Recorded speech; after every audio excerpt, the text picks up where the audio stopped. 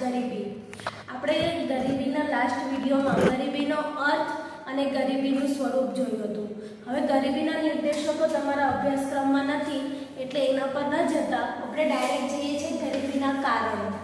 બરાબર વિદ્યાર્થી મિત્રો, આજે આપણે ભણીશું ગરીબીના કારણો. હવે કોઈ પણ સમસ્યા, આપણને ખબર છે ગરીબી એ આપણી આર્થિક સમસ્યા છે. હવે કોઈ પણ સમસ્યા હોય તો તેનો ઉકેલ લાવવા માટે, શ્રેષ્ઠ ઉકેલ લાવવા માટે પહેલા તો એના કારણો જાણવા પડે. એના કારણો જાણ્યા પછી એના ઉપાયો કરીને એને દૂર કરવું પડે છે.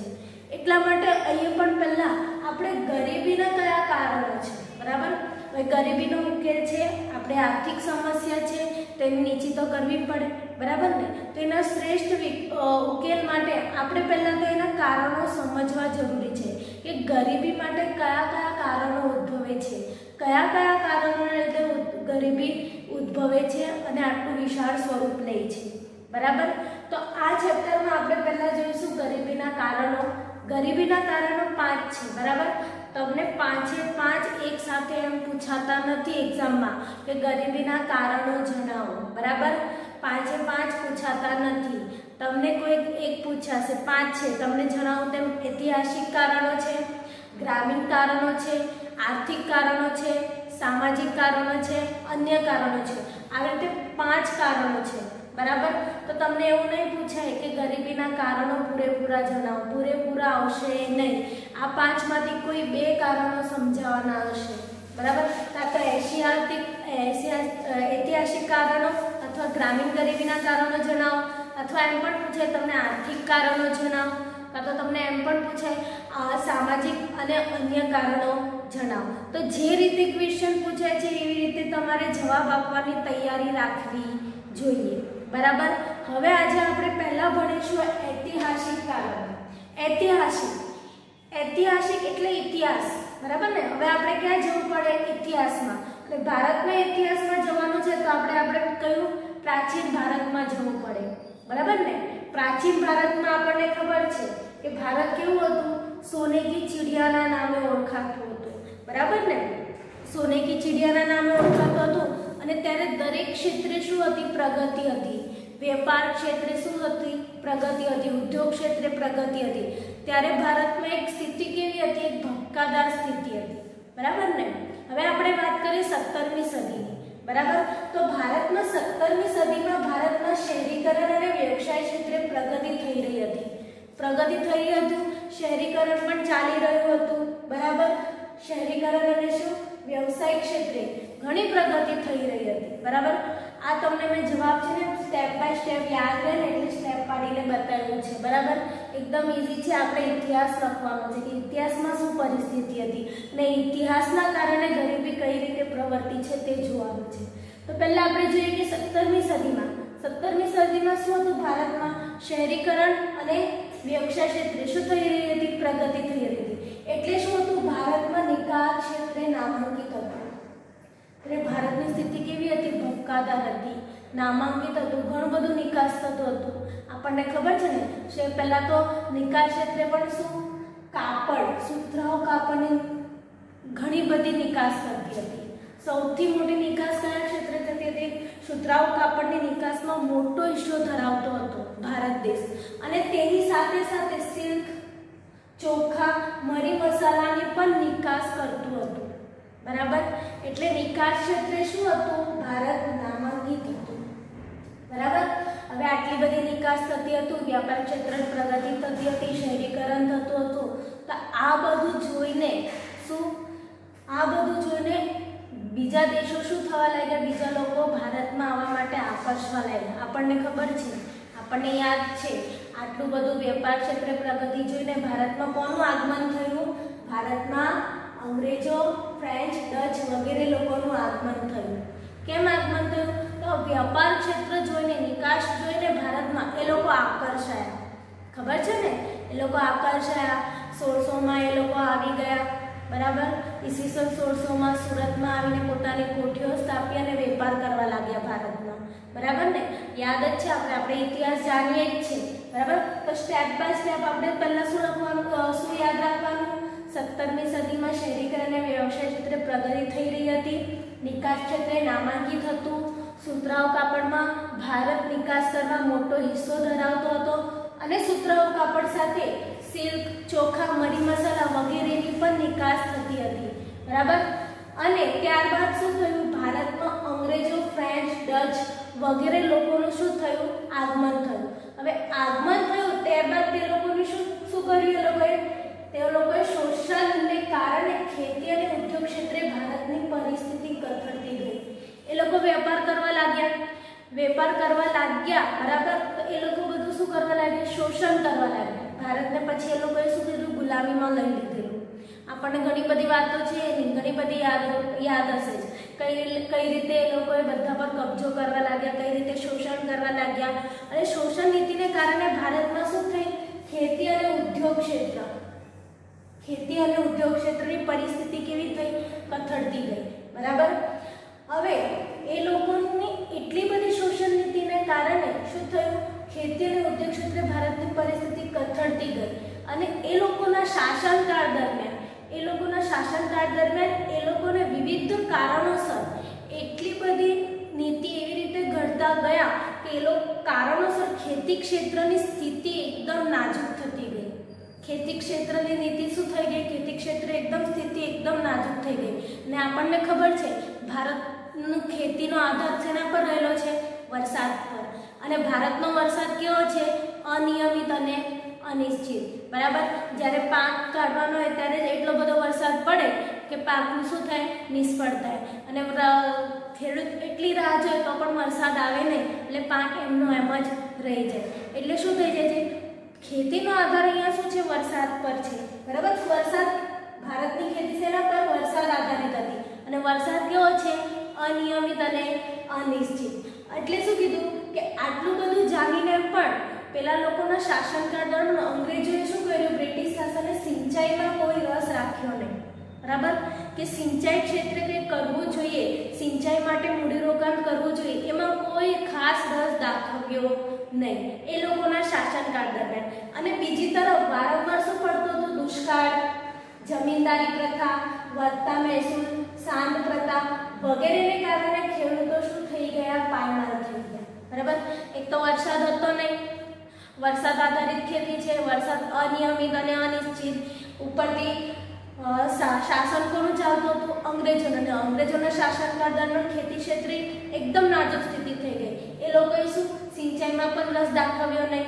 અને ઉપરથી શું થતું હતું, દુષ્કાળ પડતો હતો, જમીનદારીની પ્રથા હતી, ખેડૂતો શું કરતા હતા, કોઈકના જમીનમાં કામ કરતા હતા, વધતા મહેસૂલ, અંગ્રેજોએ ખેતી પર ઘણો બધો મહેસૂલ કર મૂક્યો હતો, સાંડ પ્રથા, ભાડું આપવાનું હતું જમીનનું, તો વગેરેને કારણે ખેડૂતો શું થઈ ગયા, પાયમાલ થઈ ગયા। આટલું બધું હતું, એ લોકોને શું, ખેતી કરવા માટે જમીન પણ મળતી નહીં હતી।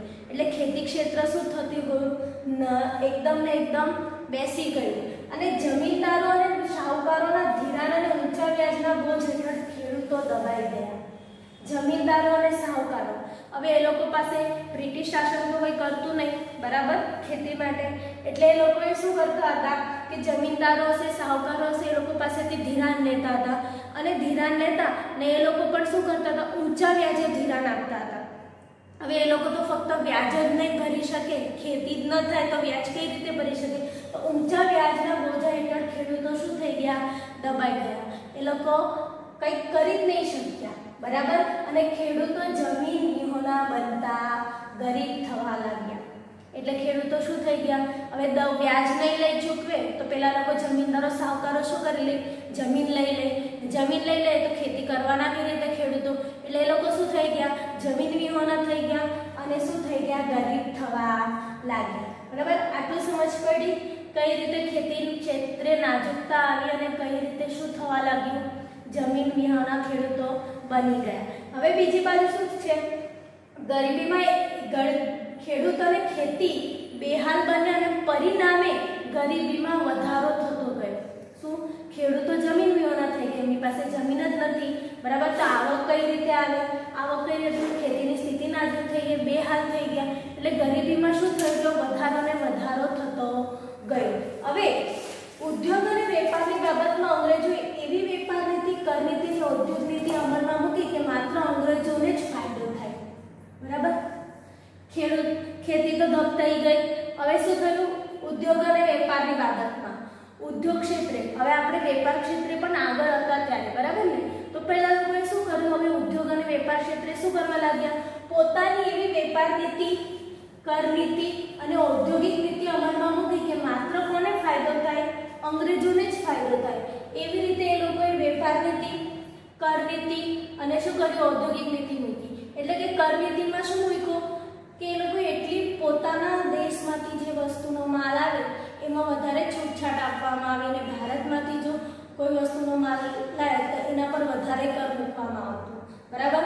તો એવી ઘણી બધી શોષણ નીતિ, કૂટનીતિનો એ લોકોએ અમલમાં મૂક્યો કે એ લોકોને વધારે ને વધારે ફાયદો થાય, અંગ્રેજોને, બરાબર?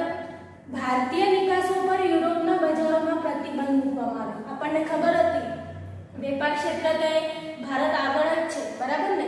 તો એ નિકાસમાં પણ નામાંકિત હતું, બરાબર ને? યુરોપના બજારોમાં ભારતની વસ્તુઓની માંગ રહેતી, આપણે ભણી ગયા છે, બરાબર ને?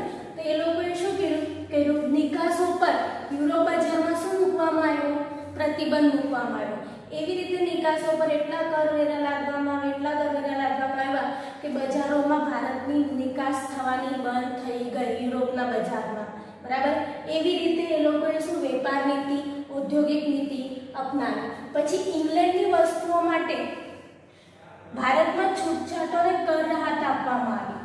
ઇંગ્લેન્ડની જે પણ વસ્તુઓ બનતી, બરાબર, ઇંગ્લેન્ડના ઉત્પાદિત વસ્તુઓ ભારતમાં વેચાણ માટે, પોતાની વસ્તુઓનું વેચાણ થાય તે માટે શું છૂટછાટ અને કર રાહતો આપવામાં આવી. તેમજ આ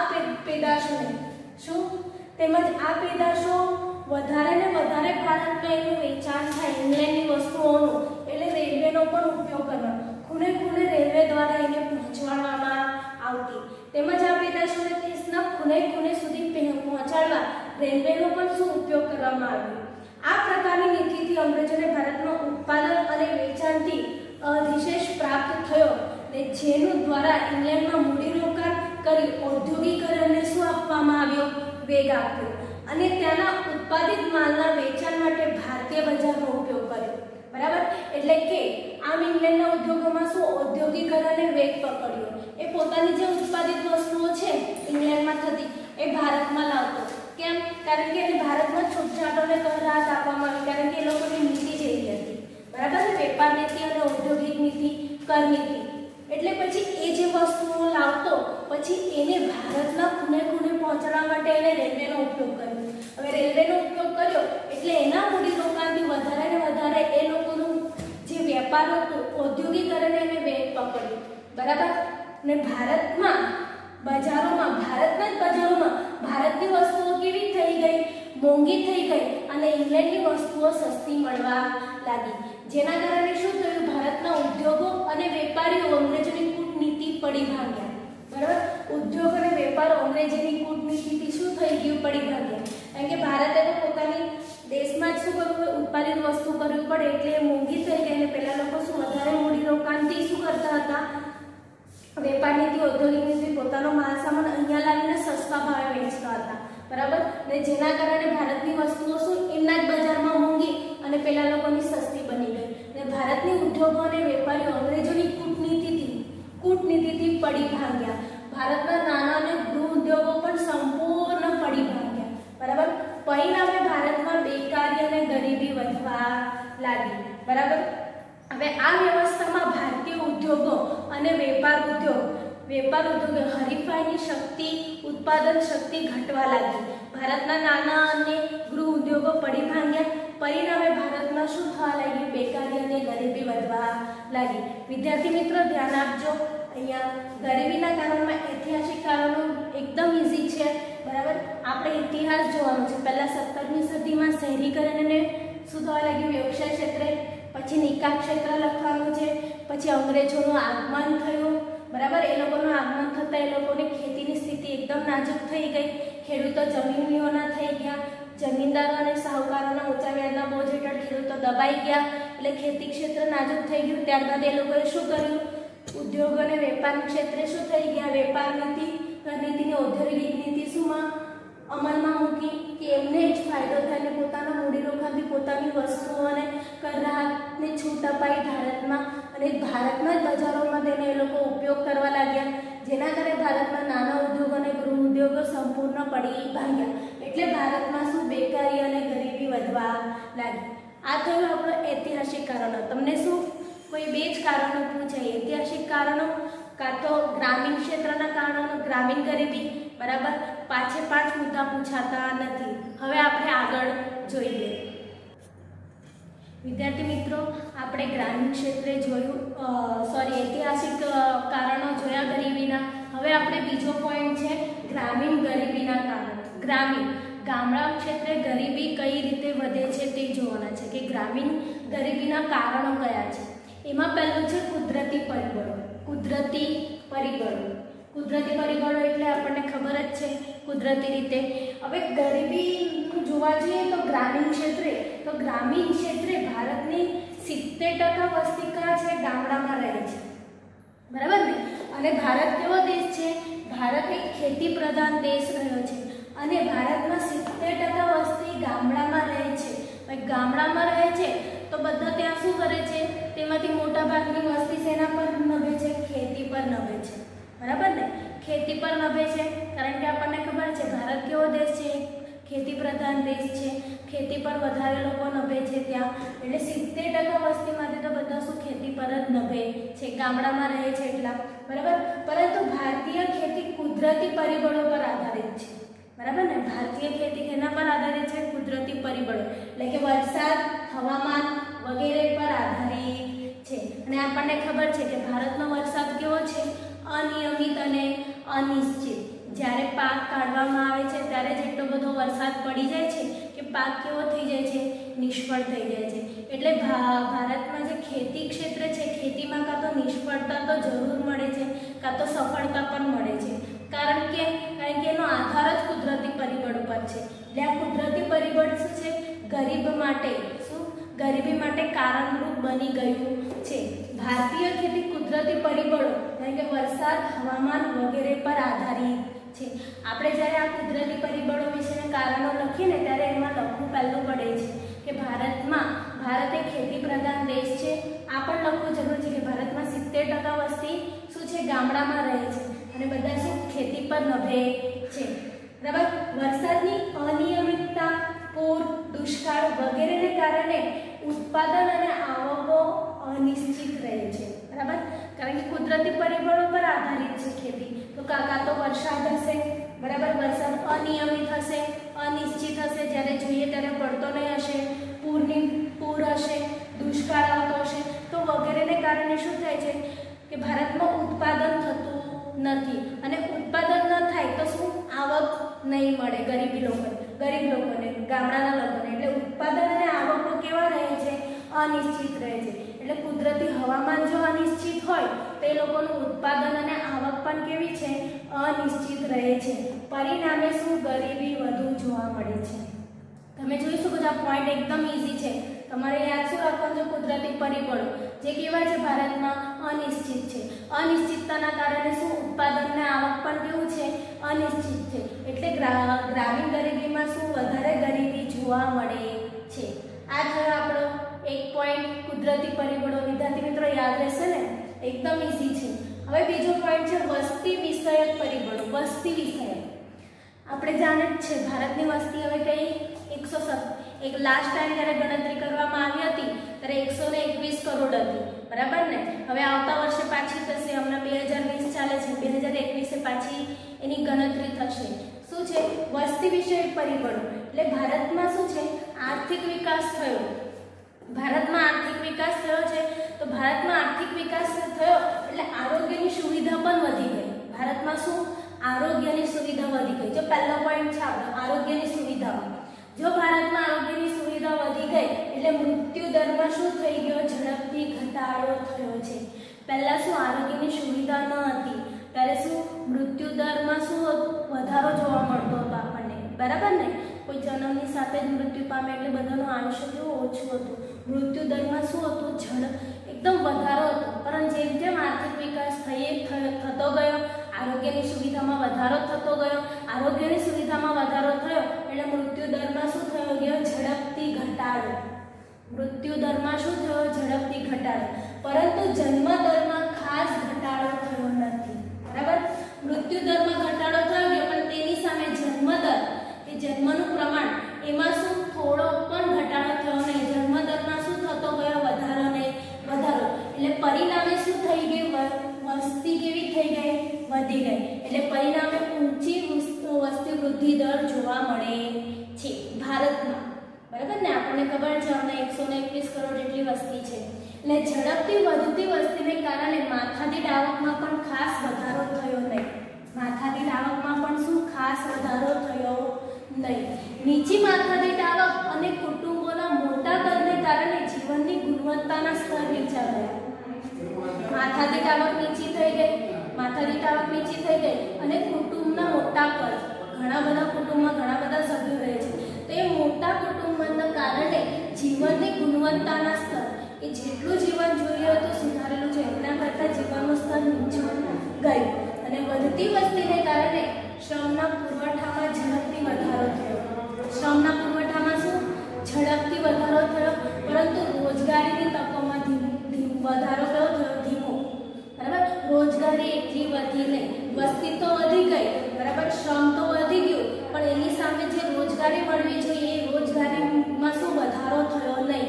કારણે વેતન દરો શું ઘટતા ગયા અને બેરોજગારી વધતી ગઈ. અને પરિણામે ગરીબીમાં શું થયો? વધારો થયો. બરાબર, આ છે આપણા બે કારણો, એક કુદરતી પરિબળો અને વસ્તી વિષયક પરિબળો. બરાબર બરાબર, વસ્તી વિષયમાં શું યાદ રાખવાનું છે? આર્થિક વિકાસ થયો, આરોગ્યની સુવિધા વધી ગઈ, તો મૃત્યુ દરમાં ઝડપથી ઘટાડો થયો, પણ જન્મ દરમાં ઘટાડો થયો નહીં. એટલે પરિણામે વસ્તી વૃદ્ધિ શું થઈ ગઈ? ઊંચી થઈ ગઈ. અને એની સામે માથાદીઠ આવક શું થઈ ગઈ? માથાદીઠ આવકમાં ખાસ વધારો થયો નહીં. અને માથાદીઠ આવક અને કુટુંબના મોટા કદને કારણે શું થયું? જીવનની ગુણવત્તાના સ્તર નીચા ગયા.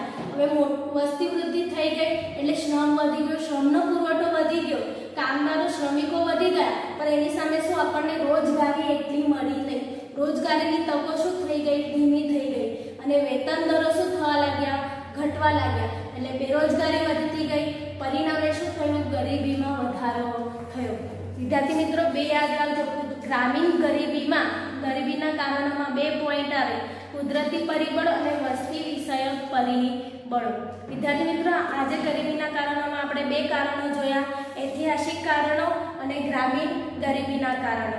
બરાબર, હવે આપણે બીજા કારણો નેક્સ્ટ વિડીયોમાં જોઈશું. તમને કંઈ ક્વેરી હોય તો તમે પૂછજો. બરાબર, અસ્તુ, આભાર.